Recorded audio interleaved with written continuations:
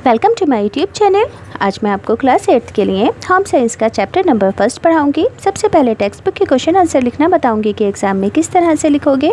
इसके साथ ही इस चैप्टर के असाइनमेंट और प्रोजेक्ट फाइल के जितने भी क्वेश्चन हैं वो भी हैंड टू हैंड लिखने समझा दूंगी कि किस तरह से असाइनमेंट और प्रोजेक्ट फाइल के अंदर लिखोगे, ताकि आपको अलग से वीडियो देखने में टाइम वेस्ट ना करना पड़े। एक ही वीडियो में आपका प्रोजेक्ट और असाइनमेंट फाइल और एग्ज़ाम की तैयारी हो जाए। फिर लास्ट में मैं आपको इस चैप्टर के MCQ यानी कि ऑप्शनल क्वेश्चन आंसर समझाऊंगी, क्योंकि एग्ज़ाम में MCQ भी ज़रूर आते हैं। तो बच्चों, इस बुक के जितने भी चैप्टर्स हैं वो आपको इस चैनल की प्लेलिस्ट में मिल जाएंगे। बाकी के सभी चैप्टर्स आप वहां से जाकर देख सकते हो। पढ़ना स्टार्ट करते हैं। पार्ट नंबर 1 है साधारण रोग, यानी कि इस चैप्टर में आपको साधारण रोगों से बचने के उपाय और सावधानियां और लक्षण वगैरह को बताया गया है। तो सभी बच्चे एक बार अगर इस वीडियो को ध्यान से सुन लेंगे तो एग्ज़ाम में अपने शब्दों में बनाकर भी लिख सकते हैं। तो प्रश्न नंबर 1 है, संक्रमण के माध्यम से रोग मनुष्य के शरीर पर कैसे प्रभाव करते हैं, यानी कि बीमारियां किस तरह से मनुष्य के शरीर को प्रभावित करती हैं। तो यहाँ पर क्या लिखोगे, विभिन्न माध्यमों द्वारा रोगाणु स्वस्थ मनुष्य के शरीर में प्रवेश करके रोग यानी कि बीमारियां उत्पन्न करते हैं। क्या लिखोगे कि विभिन्न माध्यमों द्वारा रोगाणु स्वस्थ मनुष्य के शरीर में प्रवेश करके रोग उत्पन्न करते हैं। एक विशेष जाति के रोगाणु के कारण एक विशेष बीमारी होती है, विशेष रोग होता है। साधारणतः रोगाणु निम्नलिखित प्रकार से रोगी मनुष्य से स्वस्थ मनुष्य के शरीर में प्रवेश करते हैं। समझ में आया कि साधारणतः रोगाणु निम्नलिखित प्रकार से रोगी मनुष्य से स्वस्थ मनुष्य के शरीर में प्रवेश करते हैं। सबसे पहले वायु द्वारा। कुछ रोगाणु धूल आदि के कणों में वायु में रहते हैं और वायु के साथ मनुष्य के शरीर में पहुंचते हैं। रोगी व्यक्ति के थूक, नाक व अन्य स्राव के साथ रोगाणु वायु में फैल जाते हैं, और जब स्वस्थ मनुष्य इस दूषित वायु में श्वास यानी कि सांस लेता है तो वो रोगाणु सांस के साथ उसकी बॉडी में प्रवेश करके उसे रोगी बना देते हैं। वायु द्वारा फैलने वाले रोग कौन कौन से हैं? चेचक, कनपेड़, खांसी, कोविड-19, जुकाम, खाली खांसी, खसरा, क्षय रोग, डिप्थीरिया आदि। अगले, जल द्वारा रोग फैलते हैं। कुछ रोगाणु जल में भी जीवित रहते हैं, जैसे कि कोविड-19 का रोगाणु, और जब मनुष्य संदूषित जल का सेवन करता है तो उसे रोगी बना देते हैं। जल द्वारा फैलने वाले रोग कौन कौन से हैं? अतिसार, हैज़ा, बुखार आदि। इसमें आप कोविड-19 को भी ऐड कर देंगे। अब है संपर्क द्वारा। तो कई रोगाणु रोगी मनुष्य से स्वस्थ मनुष्य के सीधे संपर्क के द्वारा बॉडी में प्रवेश कर जाते हैं, शरीर में। तो संपर्क द्वारा फैलने वाले रोग भी कोविड-19 भी है। आँखों का दुखना, दांत खाद, खुजली, ये सभी बीमारियां संपर्क द्वारा भी होती हैं। कीड़ों द्वारा। कुछ रोगाणु विभिन्न प्रकार के कीड़ों जैसे मच्छर, जू, पिस्सू आदि के रक्त पर पलते हैं। जब ये कीड़े स्वस्थ मनुष्य को काटते हैं तो रोगाणु मनुष्य के रक्त में प्रवेश करके उसे रोगी बना देते हैं।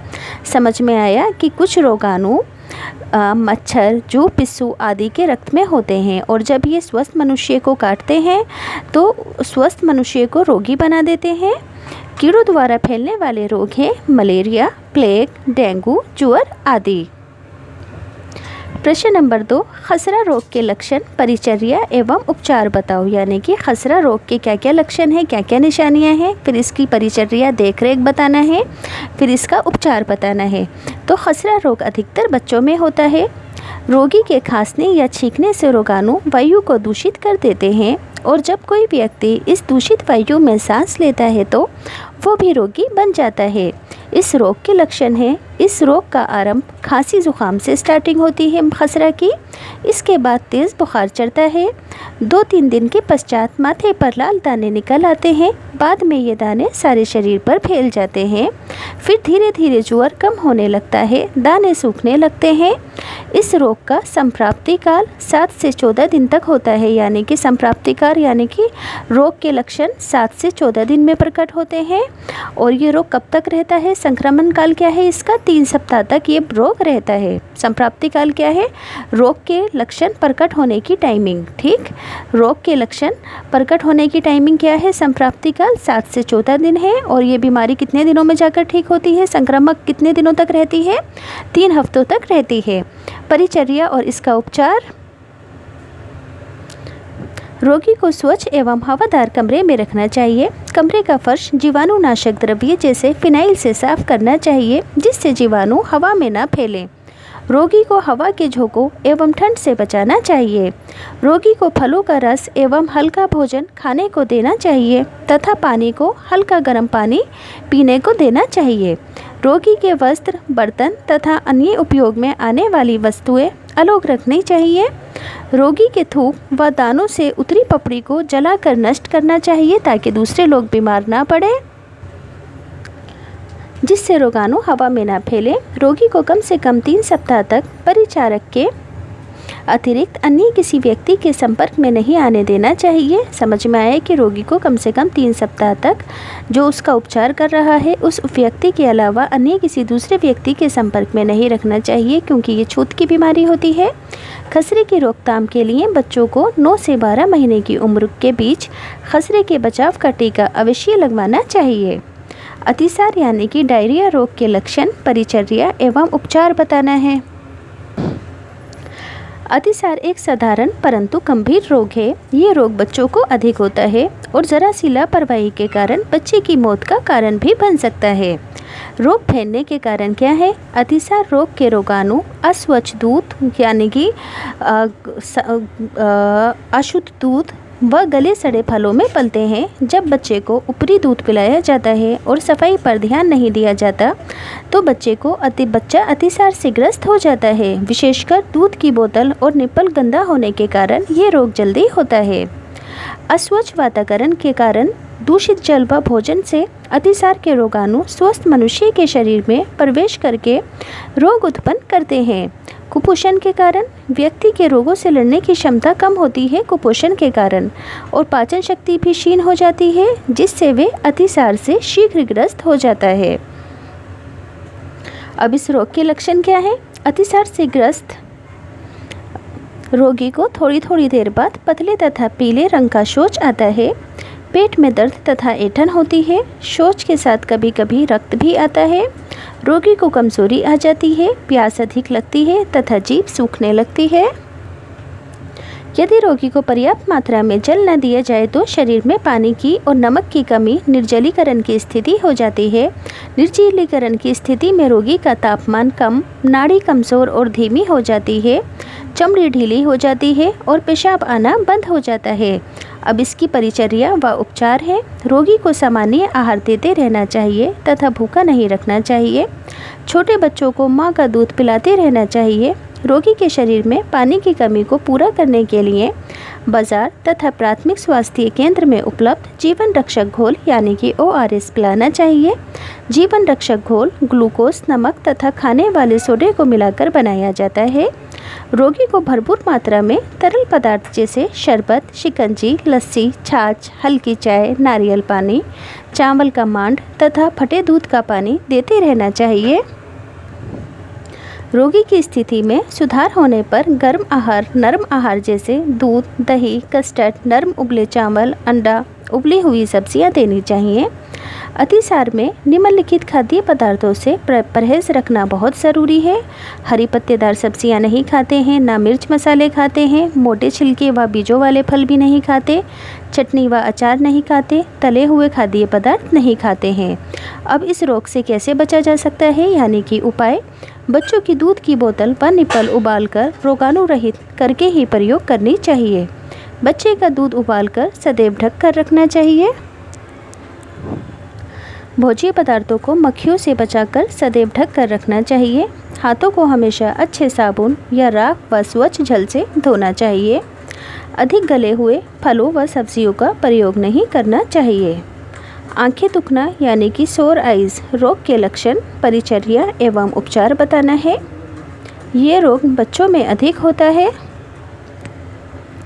इसका मुख्य कारण व्यक्तिगत एवं वातावरण की अस्वच्छता है। समझ में आया कि ये रोग बच्चों में अधिक होता है और इसका मुख्य कारण क्या है? व्यक्तिगत एवं वातावरण की अस्वच्छता, सफाई का न होना। आँखों में धूल व गंदगी पड़ने से ये रोग होता है और संपर्क द्वारा फैलता है यानी कि ये छूत की बीमारी है। इस रोग के लक्षण क्या हैं? रोगी की आँखें लाल हो जाती हैं, आँखें सूज जाती हैं और उनमें से पानी बहने लगता है। और गंदगी निकलती है। आँखों में दर्द होने लगता है और आँखें खोलने में कठिनाई होती है। अब इसका उपचार क्या है? रोगी को तेज़ रोशनी से दूर रखना चाहिए। आँखों को बोरिक के घोल से धोना व सेकना चाहिए। रोगी को नेत्र विशेषज्ञ को दिखाकर उसके परामर्श अनुसार आँखों में दवाई डालनी चाहिए डॉक्टर के हिसाब से। अब इसका बचाव क्या है? रोगी को स्वस्थ व्यक्ति से दूर रखना चाहिए। आँखों को स्वच्छ शीतल जल से यानी कि साफ़ और ठंडे पानी से धोना चाहिए। अगर संभव हो तो रोगी को आँखों पर काला चश्मा लगाना चाहिए। अब है नेक्स्ट क्वेश्चन, मलेरिया रोग कैसे होता है? तो मलेरिया एक संक्रामक रोग है जो भारत जैसे गर्म देशों में अधिक होता है। ये रोग एक सूक्ष्म परजीवी के कारण होता है जो एनाफिलिस नामक मादा मच्छर के पेट में पनपते हैं। जब ये मच्छर किसी व्यक्ति को काटता है तो इसकी लार द्वारा परजीवी रोगी के शरीर में प्रवेश कर जाता है, जिससे कि मलेरिया रोग हो जाता है। इस रोग के लक्षण क्या है? रोगी के शरीर तथा सिर में दर्द होता है, रोगी का जी मचलता है और उसे उल्टी होती है, रोगी को सर्दी लगकर तेज़ ज्वर चढ़ता है, ज्वर उतरते समय पसीना आता है। अब इस मलेरिया का उपचार क्या है? रोगी को अधिक विश्राम की यानी कि रेस्ट की ज़रूरत होती है। रोगी को डॉक्टर की सलाह से दवाई देनी चाहिए। रोगी को हल्का भोजन देना चाहिए। ज्वर उतरने पर असावधानी नहीं बरतनी चाहिए। अब है इसके रोग से, इस बीमारी से बचने के क्या क्या उपाय हैं। तो मलेरिया रोग मच्छरों द्वारा फैलता है अतः मच्छरों को नष्ट करके इस रोग से बचा जा सकता है। मच्छर ठहरे हुए गंदे पानी में अंडे देते हैं और पलते भी हैं अतः गंदे पानी के गड्ढों को मिट्टी से भर देना चाहिए या जमा हुए पानी की सतह पर मिट्टी का तेल छिड़क देना चाहिए जिससे मच्छरों के लार्वे मर जाएं। रात को सोते समय मच्छरों के काटने से बचने के लिए मच्छरदानी प्रयोग कर सकते हैं तथा मच्छर भगाने वाली क्रीम भी शरीर पर लगाई जा सकती है। अधिकतर मच्छर दीवारों के कोनों में और अंधेरों में बैठते हैं अतः घर की दीवारों पर मच्छर मारने वाली दवाई का छिड़काव करना चाहिए। प्रश्न नंबर 6, बचाव के टीके कब कब लगवाए जाते हैं? कुछ जानलेवा रोग जैसे क्षय रोग, कंठरोहिणी, काली खांसी, टेटनस व खसरा से बचने के लिए बच्चों को बचाव के टीके लगवाना अत्यंत ज़रूरी है। इसके अतिरिक्त अपाहिज करने वाले रोग जैसे पोलियो से बचाव के लिए दवाई की खुराक भी बच्चों को पिलानी आवश्यक है। ये बचाव के टीके सभी सरकारी अस्पतालों, डिस्पेंसरी और स्वास्थ्य केंद्रों में मुफ्त लगाए जाते हैं। प्रत्येक बच्चे को 6 रोगों से बचाव के टीके निम्नलिखित तालिका के अनुसार लगवाना ज़रूरी होता है। अब असाइनमेंट और प्रोजेक्ट फाइल में आपको क्या करना है कि जितने भी आंसर हैं सबको आपको सीक्वेंस में लिखना है। तो इस चैप्टर का आपका प्रोजेक्ट बन जाएगा क्योंकि मैंने इसी हिसाब से बनाया है ताकि आप अपनी असाइनमेंट और प्रोजेक्ट फाइल में भी इसको इजीली लिख सकें। तो यही आपका असाइनमेंट और प्रोजेक्ट वर्क हो जाएगा पूरा ही चैप्टर। टीके कब लगवाएं? जन्म पर लगता है BCG का टीका, 1.5 महीने की उम्र में DPT का पहला टीका, पोलियो की पहली खुराक, 2.5 महीने की उम्र में DPT का दूसरा टीका, पोलियो की दूसरी खुराक लगती है, 3.5 महीने की उम्र में DPT का तीसरा टीका लगता है और पोलियो की तीसरी खुराक पिलाई जाती है, 9 महीने की उम्र में खसरे का टीका लगता है। प्रश्न 7, रोगाणु किन किन माध्यमों द्वारा फैलते हैं, यानी कि बीमारियां किन किन माध्यमों द्वारा एक दूसरे में स्वस्थ से अस्वस्थ से स्वस्थ व्यक्ति में फैलती हैं। समझ में आया कि रोगाणु किन किन माध्यमों द्वारा फैलते हैं बीमारियां। तो रोगाणु विभिन्न माध्यमों द्वारा शरीर में फैलते हैं जो इस प्रकार हैं। सबसे पहले वायु द्वारा। कुछ रोगाणु धूल आदि के कणों में वायु में रहते हैं और रोगी की क्रियाओं जैसे थूकना, नाक व अन्य स्राव के साथ वायु में फैलते हैं। और जब सब स्वस्थ मनुष्य इस दूषित वायु में श्वास यानी कि सांस लेता है तो वो रोगाणु उसमें प्रवेश कर स्वस्थ व्यक्ति को रोगी बना देते हैं, जैसे कि खांसी, जुकाम, खसरा, क्षय रोग आदि वायु द्वारा फैलने वाले रोग हैं। अब जल द्वारा। कुछ रोगाणु जल में जीवित रहते हैं। जब मनुष्य दूषित जल का सेवन करता है तो ये रोग से ग्रस्त हो जाता है, जैसे कि अतिसार, हैजा, बुखार आदि। अब है संपर्क द्वारा। कई रोगाणु रोगी मनुष्य से स्वस्थ मनुष्य के सीधे संपर्क द्वारा शरीर में प्रवेश कर जाते हैं, जैसे कि आंखों का दुखना, प्लेग, डेंगू, ज्वर आदि। कीड़ों द्वारा। कुछ रोगाणु विभिन्न प्रकार के कीड़ों जैसे मच्छर, जू, पिस्सू आदि के रक्त में पलते हैं। जब ये कीड़े मनुष्य को काटते हैं तो रोगाणु मनुष्य के रक्त में प्रवेश करके उसे भी रोगी बना देते हैं, जैसे कि मलेरिया, प्लेग, डेंगू, ज्वर आदि सभी कीड़ों द्वारा फैलने वाली बीमारियां हैं। संप्राप्ति काल का क्या अर्थ है? इम्पोर्टेंट क्वेश्चन है। तो स्वस्थ शरीर में प्रवेश करने के बाद रोगाणु शीघ्रता से संख्या बढ़ाने लगते हैं और एक निश्चित काल में इतने प्रबल हो जाते हैं कि रोग के लक्षण प्रकट होने लगते हैं। समझ में आया कि स्वस्थ शरीर में प्रवेश करने के बाद रोगाणु बहुत जल्दी अपनी संख्या बढ़ाने लगते हैं और एक निश्चित काल में यानी कि एक तय समय में इतने मजबूत प्रबल हो जाते हैं कि रोग के लक्षण दिखने लगते हैं। रोगाणुओं के शरीर में प्रवेश से लेकर रोग के लक्षणों के प्रकट होने तक के समय को संप्राप्ति काल कहते हैं। समझ में आया कि रोगाणुओं के शरीर में जिस टाइम पर प्रवेश से लेकर और उसके लक्षणों के प्रकट होने के समय तक को संप्राप्ति काल कहते हैं। इंपॉर्टेंट क्वेश्चन है, ज़रूर एग्जाम में आएगा ये। प्रश्न नंबर 9, संक्रामक काल से क्या अभिप्राय है? रोगी व्यक्ति एक निश्चित समय तक रोग फैला सकता है। ये काल वो काल जिसमें एक रोगी अन्य स्वस्थ व्यक्तियों में रोग फैला सकता है संक्रामक काल कहलाता है। ये भी इम्पोर्टेंट क्वेश्चन है। समझ में आया कि वो काल जिस समय में किसी स्वस्थ मनुष्य के अंदर बीमारी प्रवेश कर जाती है और उस बीमारी से अन्य व्यक्तियों के रोगग्रस्त होने की संभावना होती है, तो इस टाइमिंग को संक्रामक काल कहते हैं।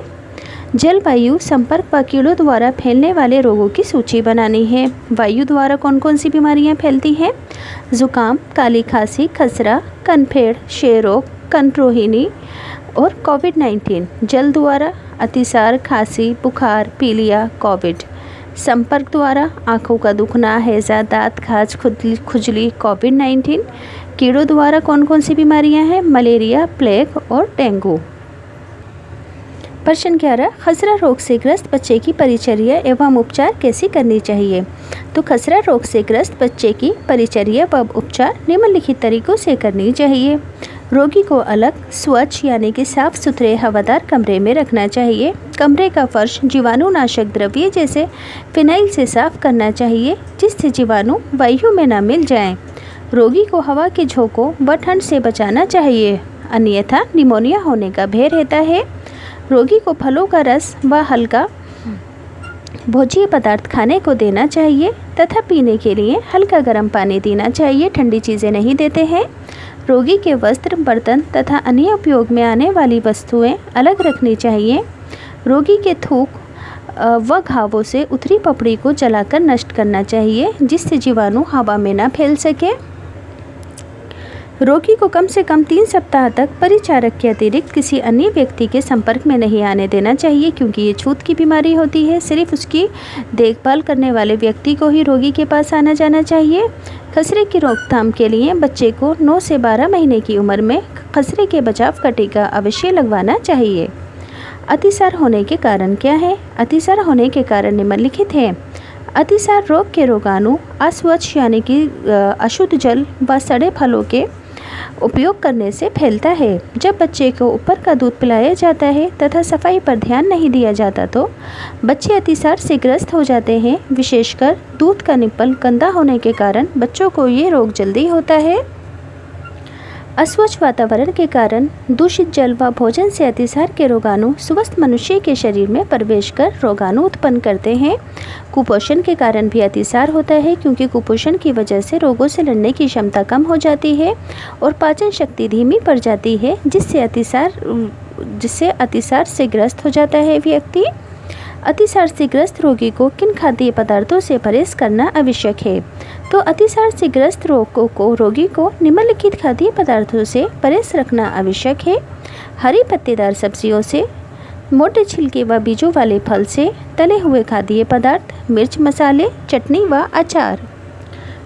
आँख दुखने के कारण तथा इससे बचने के उपाय क्या हैं? आँख दुखने के निम्नलिखित कारण हैं।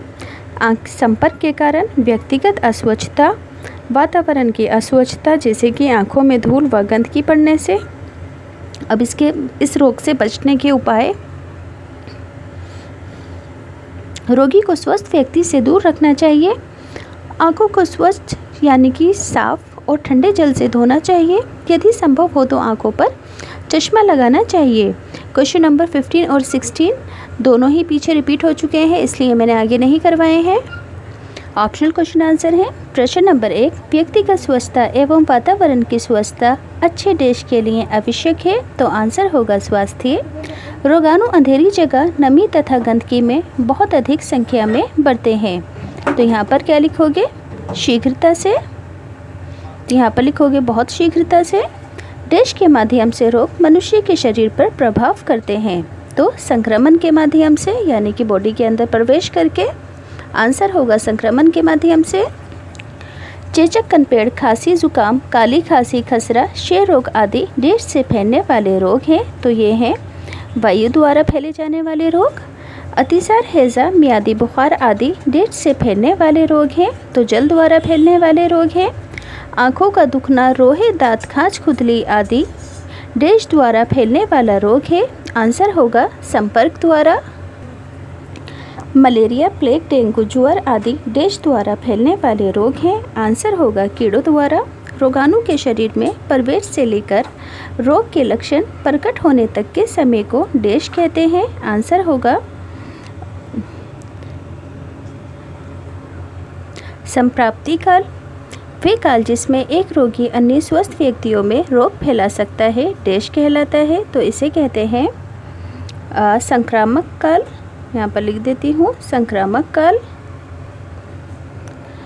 रोग का आरंभ खांसी तथा जुकाम से होता है, फिर तेज बुखार चढ़ता है, तो होगा यहाँ पर खसरा। ठीक, खसरा रोग का आरंभ खांसी तथा जुकाम से होता है, फिर तेज बुखार चढ़ता है। खसरा रोग का संप्राप्ति काल है, यानी कि इस रोग के लक्षण कितने दिनों में प्रकट होते हैं? 7 से 14 दिन के अंदर। खसरा रोग का संक्रामक काल, यानी कि ये बीमारी कितने दिनों तक रहती है? 3 हफ्तों तक रहती है। खसरा रोग में रोगी को डैश से बचना चाहिए, हवा के झोंके व ठंड से। प्रश्न 4, 14, खसरे की रोकथाम के लिए बच्चे को डैश महीने तक के बीच खसरे का टीका अवश्य लगवाना चाहिए, तो 9 से 12 माह तक की आयु के बीच खसरे का टीका लगवाना बच्चे को ज़रूरी होता है। अतिसार, डायरिया रोग बच्चे में अधिक होता है। इस रोग के रोगाणु डैश आदि में पलते हैं, तो अस्वच्छ दूध व गड़े सले फलों में पलते हैं। कुपोषण के कारण व्यक्ति की डैश से लड़ने की क्षमता कम हो जाती है। समझ में आए कि कुपोषण के कारण व्यक्ति की रोगों से लड़ने की क्षमता कम हो जाती है। अतिसार रोग से ग्रस्त व्यक्ति को थोड़ी थोड़ी देर बाद डैश होता है। पतले तथा पीले रंग का शौच, शरीर में पानी और नमक की कमी को पूरा करने के लिए डैश दिया जाता है, तो आंसर होगा जीवन रक्षक घोल। अतिसार में निमन खाद्य पदार्थ नहीं खाए जाते हैं। हरी पत्तेदार सब्जियां और मोटे छिलके वाले फल और मिर्च मसाले, तो यहाँ पर लिख दोगे उपरोक्त सभी इसका आंसर। आँखों में धूल व गंदगी पड़ने से ये रोग होता है। आँखों का दुखना, आँखों में खुजली, आँखों का लालपन या मोतियाबिंद, तो आँखों का दुखना रोग का नाम है। तो ये किस वजह से होता है? आँखों में धूल व गंदगी जाने से। मलेरिया एक सूक्ष्म परजीवी के कारण होता है, जो डैश नामक मादा मच्छर के पेट में पनपता है, तो यहाँ पर आएगा एनाफिलिस। जन्म के समय शिशु को कौन सा टीका लगाया जाता है? तो जन्म के समय शिशु को BCG का टीका लगाया जाता है। 1.5 महीने की उम्र में कौन सा टीका लगाया जाता है? तो DPT का पहला टीका और पोलियो की पहली खुराक दी जाती है 1.5 महीने की उम्र में। 2.5 महीने की उम्र में कौन सा टीका लगाया जाता है? तो 2.5 महीने की उम्र में DPT का दूसरा टीका और पोलियो की दूसरी खुराक। 3.5 महीने की उम्र में DPT का तीसरा टीका और पोलियो की तीसरी खुराक दी जाती है। 9 महीने की उम्र में खसरा का टीका लगाया जाता है।